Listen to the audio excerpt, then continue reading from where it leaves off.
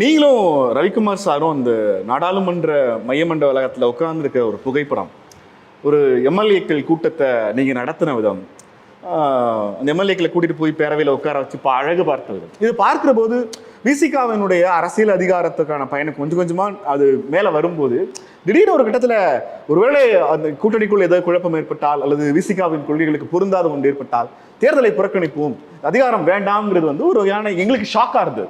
அந்த ஷாக்ல இருந்து கேட்ட கேள்வி தான் அது.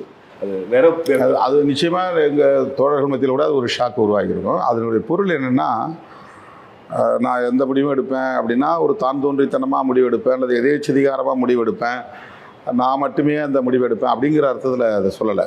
அதுக்கு என்ன பொருள்னா, இந்த எம்எல்ஏக்கள் 4 பேர் 8 பேர் ஆக்கிறது, 8 பேரை 10 பேர் ஆக்கிறது, எம்பியை 2 பேரை 3 பேர் ஆக்கிறது, 4 பேர் ஆக்கிறது அப்படிங்கிறது மட்டுமே எங்களுடைய நோக்கம் இல்லை. அதை புரிஞ்சுக்கிங்க. எலக்டோரல் பாலிட்டிக்ஸ் தான் எங்களுக்கு பிரதானமானதும் இல்லை.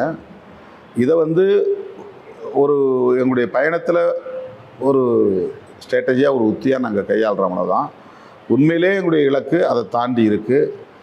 அதற்காக நாங்கள் டயர்லெஸ்ஸாக சோர்வில்லாமல் எங்களால் போராட முடியும் அப்படிங்கிறதான் மெசேஜ்.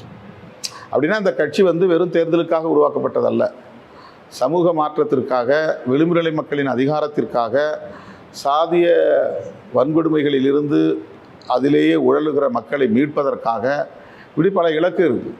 அந்த நோக்கத்தை அடிப்படையாக வச்சு நம்ம இயங்குகிற போது எலக்டோரல் பாலிட்டிக்ஸுங்கிறது 2வது பட்சம் தான் சொல்ல வரேன். அவ்வளோதான்.